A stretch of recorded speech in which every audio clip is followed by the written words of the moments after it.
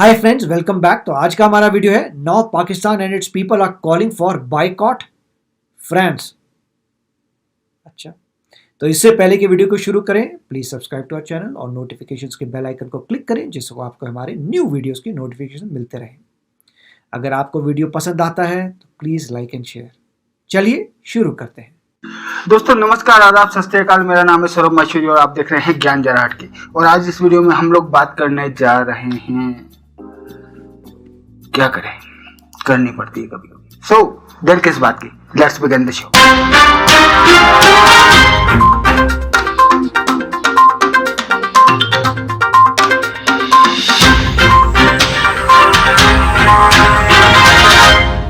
हाँ तो भैया, ये है हमारा परम मित्र और ये है हमारे परम मित्र के चीफ बेगिंग ऑफिसर, जिन्हें कुछ लोग वजीर आजम, कुछ क्रिकेटर और कुछ चमन चोमू लीडर भी कहते हैं। लेकिन एक्चुअली में भाई साहब क्या है, ये हम सब लोग जानते हैं, झंडू। बट जिस तरीके से एक गली के आवारा कुत्ते के अंदर भी टांग ऊंची करके मूतने का टैलेंट होता है, ठीक उसी तरीके से भाई साहब के अंदर भी कुछ टैलेंट है। इनफैक्ट अगर मैं पूरी ईमानदारी से बात करूं तो दुनिया में दो ऐसी चीजें हैं जो भाई साहब बखूबी करते हैं, एक भीख मांगना और दूसरा ट्विटर चलाना। क्योंकि देश तो इनके बाप से भी नहीं चल सकता, भीख मांगने के लिए रखा है इनको। सो भीख मांग रहे हैं और ट्विटर चला रहे हैं। और अब जब ट्विटर की बात आई है तो मुझे आप लोगों को बताते हुए बहुत ही, मतलब क्या कह सकता हूँ, जैसे दुख कहूँ, खुशी कहूँ, चूतियापा कहूँ, क्या कहूँ। क्योंकि कल पाकिस्तान के अंदर ट्विटर पे भाई साहब के सपोर्टर्स, जिन्हें लगता है कि भाई साहब लीडर है, भाई 80 million Pakistani mental health issue face कर रहे हैं, सो कुछ तो होंगे ना जो लीडर मानते होंगे। सो वो चमन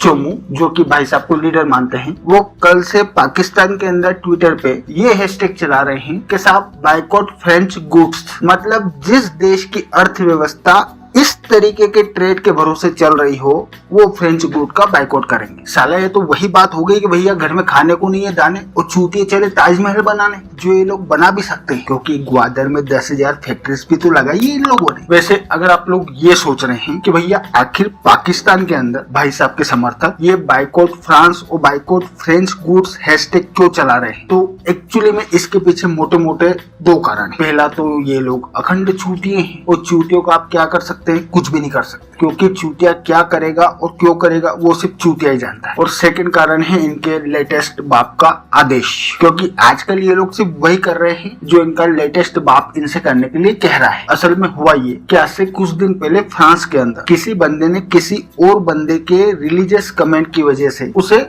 निपटा दिया, जिसको लेके फ्रांस के राष्ट्रपति मैक्रोन ने ये कमेंट दिया कि भैया फ्रांस के अंदर ये जो इस्लामिक रेडिकलाइजेशन चल रहा है इसे बंद करना होगा। और अब क्योंकि उन्होंने अपने बयान में रेडिकल मुस्लिम्स को टारगेट किया, इस वजह से इन दोनों का गुस्सा होना लाजमी था। भाई उन्होंने नाम तो किसी का लिया नहीं, सो जो होगा उसे ही गुस्सा आएगा। इसी वजह से इन दोनों को गुस्सा आया और इसी वजह से तुर्की के राष्ट्रपति एर्डोगान ने फ्रांस के राष्ट्रपति के लिए ये कहा कि भैया फ्रांस के राष्ट्रपति का मानसिक संतुलन डगमगा चुका है और उन्हें इलाज की जरूरत है। मतलब फ्रांस के अंदर अगर कोई हमला हो तो उस हमले का जश्न ये लोग मनाए, लेकिन इलाज की जरूरत फ्रांस के राष्ट्रपति को है। अब इस तरीके के चूतियापे का आप क्या कर सकते हैं, कुछ भी नहीं कर सकते। खैर जो कुछ भी हो, लेकिन क्योंकि फ्रांस के राष्ट्रपति के बयान के बाद इनका लेटेस्ट बाप उल्टी कर चुका था, इस वजह से इनका भी फर्ज बनता था कि साहब अब उस उल्टी को जाके चाटे। सो ट्विटर पे ये हैशटैग चालू हो गया और दे धड़ाधड़ चल रहा है। लेकिन पाकिस्तान को FATF की व्हाइट लिस्ट में पहुंचाने को लेके ट्विटर पे बैठ के दुआएं पढ़ने की मुहिम के बुरी तरीके से फेल होने के बाद मेरे हिसाब से पाकिस्तान के लोगों को ये समझना चाहिए कि आप नेट पे सनी लियोनी की फोटो सर्च करने और फिर वहां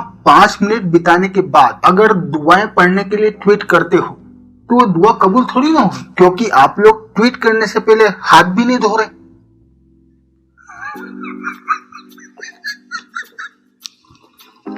खैर मेरा इरादा यहाँ पे किसी को भी डीमोरलाइज करने का नहीं है, क्योंकि जितने रुपए में ये आदमी अपनी उतार देता है उतने पाकिस्तानी रुपए में फ्रांस का सिर्फ 1 रुपया आता है। सो सिर्फ एक दिन नहीं, मेरा कहना है पूरे साल सब काम धंधे छोड़ के, क्योंकि वैसे भी कोई काम धंधा तो है नहीं भाई, भीख मांग के खाना है, इस वजह से पूरी शिद्दत के साथ सब लोग मिलके सिर्फ यही ट्वीट करो ताकि एटलीस्ट इस मुहिम के बाद आप लोगों को इस दुनिया के अंदर पाकिस्तान की औकात पता चल जाए, जो एक्चुअली में उतनी ही है जितना इस झंडू में दिमाग। और अगर आप लोग Bharat, Afghanistan, Bangladesh, UAE, Saudi Arabia या फिर बहरीन से इस वीडियो को देख रहे हैं तो ये 3-4 हैशटैग है, I support France, India stand with France या फिर स्टैंड विद फ्रांस। इनमें से किसी भी हैशटैग को उठा के जब भी टाइम मिले एक ट्वीट तो चिपका ही देना भाई। थोड़े बहुत मजे तो हम भी लेना। बाकी अगर आप मेरे मुस्लिम फॉलोअर्स हैं और अगर आप भारत या फिर किसी अदर कंट्री में रहते हैं और अगर आप पाकिस्तान से और थोड़े से सेंसिबल पर्सन हैं तो मेरा आप लोगों से हाथ जोड़ के विनम्र निवेदन है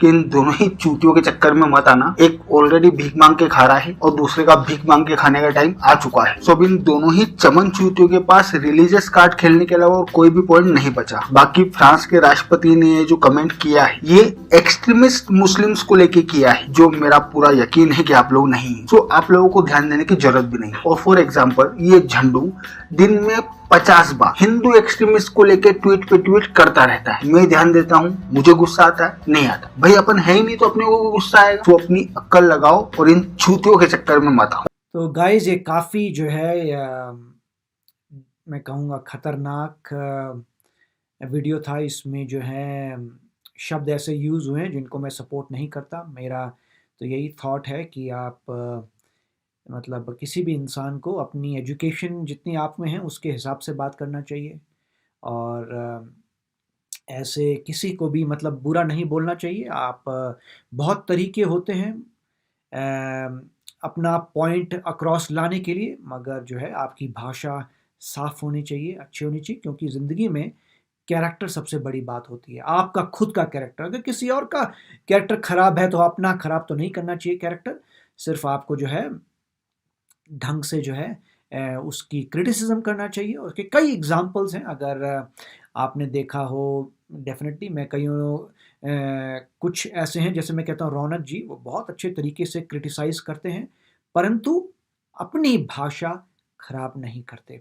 अब दूसरी बात ये है कि मैं बात करूँगा मेन टॉपिक पे, ना कि इनकी भाषा में। डेफिनेटली इस तरीके से इसलिए बोल रहे हैं क्योंकि उनको हो सकता है कुछ गंदे ट्वीट्स आए हों, इनको कुछ ईमेल्स आई हों, उनको मैसेज आए हों, इसलिए वजह से थोड़े गुस्से में लग रहे हैं। क्योंकि मैंने इनके भी कई वीडियोस देखे, बहुत अच्छे वीडियोस बनाते हैं, काफ़ी नॉलेजेबल वीडियोस बनाते हैं ये। मगर इस वक्त जो है मैं भी शॉक्ड हूँ इनकी लैंग्वेज सुनकर, मगर हो सकता है कुछ इसके पीछे का मुझे कंटेक्स्ट नहीं पता।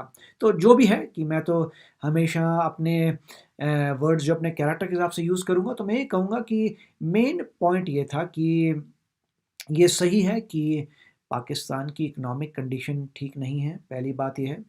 दूसरा ये बात है कि ऐसा कहा जाता है कि पाकिस्तान की जो लीडर हैं वो आर्मी के कंट्रोल में रहते हैं। तो पहली बात तो ये हो गई, आईएसआई के कंट्रोल में रहते हैं। तो एक बात ये है कि उनका जो लीडर है वो कंट्रोल ऑफ द आर्मी है। दूसरा ये है कि इकॉनमी डाउन हो रही है। तीसरा ये है कि वहाँ पे जैसे बोल रहे हैं कि खाने की भी प्रॉब्लम आ रही है। और जो है अब ये कहना कि फ्रांस को बॉयकॉट करें, ये भी थोड़ा अमेजिंग है, क्योंकि अगर आपकी इकॉनमी खुद ख़राब है तो आप चाहेंगे आपके ट्रेड रिलेशंस बेटर हों रादर देन कि आपके ट्रेड रिलेशंस कम हों, उससे तो आप और डूब जाएंगे।